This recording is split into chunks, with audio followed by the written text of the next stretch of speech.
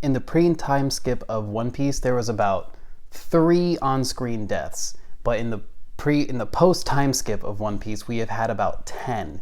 This is events leading up to chapter 1086, so if you are not caught up, this is your chance to leave the video now. What I want to bring up with this video topic is that there seems to be a pattern of the post-time skip deaths. Now, really quick, the 3 pre-time skip deaths I'm referring to are the guy in Marineford that Akainu killed, then Ace, then Whitebeard, okay? So that's out of the way.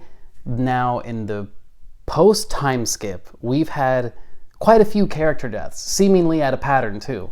Virgo and Monet, and then Pedro.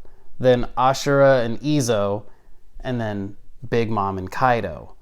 After which, with the current events, we have potentially Kid, and I guess Big Mom and Kaido can be potential as well, and then T-Bone and now Don Quixote Mulesguard.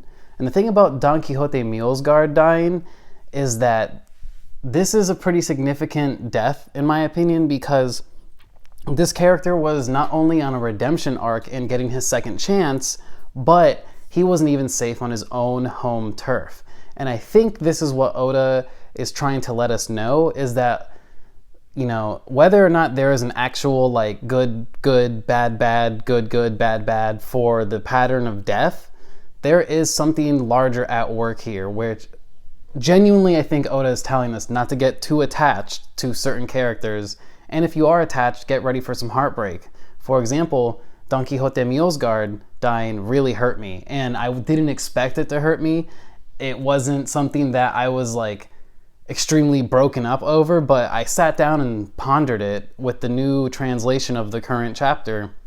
The man he had executed was Don Quixote Mulesguard. And then, you know, he says, when St. Figulin Garland says, when you stand up for subhuman scum, you sink even lower. I got really mad at that. And just watching him sit there smugly on his chair with that weird line underneath him, which made me think he probably has a devil fruit power of some sort, I felt not betrayed, but I felt like this guy needs an ass whooping. The amount of characters dying at this point is now getting scary. It's been 4 chapters since T-Bone's death was revealed. Just a couple chapters later, we have Mulesguard dying seemingly right now. I don't know if this was a trial or if he was immediately executed, so this is a death in the past tense, but since the reveal that T-Bone was executed because of the Cross Guild's bounty taken out on his head, and now we have Mulesguard dying, Oda is definitely sending us another death soon. I don't think that this is going to be the same One Piece that we've known and love anymore, and I'm here for it. I am intimidated, but I have a very, very dark prediction that one of the next major character deaths, if not, you know, just a side character or something like that, will either be the true body of Kuma, Dr. Vegapunk, or maybe even someone along the lines of Bonnie. Oh, you know what? Are Basil Hawkins and X-Drake dead? Is that confirmed yet? I'm wondering, honestly, because then that would kind of mess my count up, but only by 1 or 2, right? But I think Oda definitely has something cooking. Another character death on the precipice, like just to shock us with. And I don't know if it's going to be a bad guy. I don't know if it's going to be a good guy. I just know it's going to be someone, and it's going to be someone soon. My prediction for sure is another character death will happen within the next 10 chapters. And I know it's kind of like a wide time frame, but 2 character deaths within, what, 4 to 6 chapters? That's wild. That is almost like super timely and unheard of for Oda, right? Because even the time between Ashura Doji and Izo's death taking place, those were like 60 chapters apart, maybe a little less than that, but you know, quite a long amount of like months and weeks passed by before, like after Ashura died to Izo dying. That was a while, you know, and it's unconfirmed if Big Mom, Kid, and Kaido are alive or not. It's completely unconfirmed. We don't know yet, you know. We're truly in the final saga. Like, I feel it now. All these reveals, all these new characters, all these new character reveals, like, this is major. You know, we're getting information about Imu. We know the Gorosei's names now. We are understanding that that weapon used to take out Lelucia Kingdom was either a type of invention from Dr. Vegapunk or an improvement of Vegapunk on the ancient weapon Uranus. I don't think it's that because of the way Saint Emu spoke about the weapon itself. You know, they just mentioned, hey, get Vegapunk's weapon ready, you know? But it makes me wonder if they know how the ancient weapons work, and this is why that machine was then invented. Mark my words, very soon another character would die. And I don't know if it's, like I said, I don't know if it's a good or a bad guy, but we can take some bets, right? We have Seraphim heading to fight the Cross Guild. We have Blackbeard with his hands everywhere. He beat the bricks off of Law, sent him packing. He's in the ocean somewhere, right?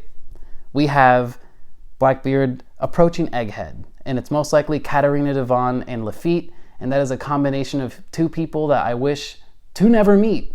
They're the two scariest members of Blackbeard's crew as far as I'm concerned, because those two look the most bloodthirsty, honestly. Next to Vasco Shot, he is creepy as hell. Great character design, though. And finally, we have Blackbeard's crew at Hachinosu fighting who? Garp and his Friends of the Sword crew.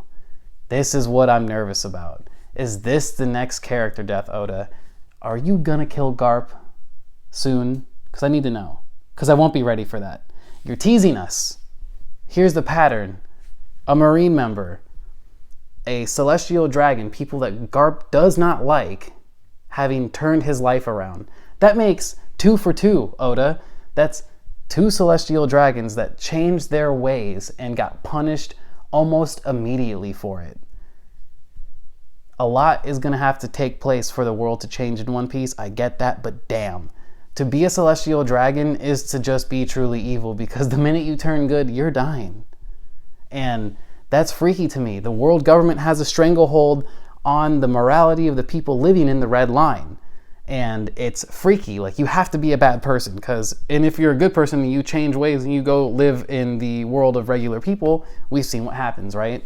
And I guess that actually makes 3 Celestial Dragons to die and be good people, right? Because Corazon as well. Maybe Garp really is the next person to die. And honestly, if that happens, I think I won't even be able to not cry in the reaction video I would make for that, because Garp is genuinely, like, I want to say on a tier of people I love in One Piece, he's like number 4.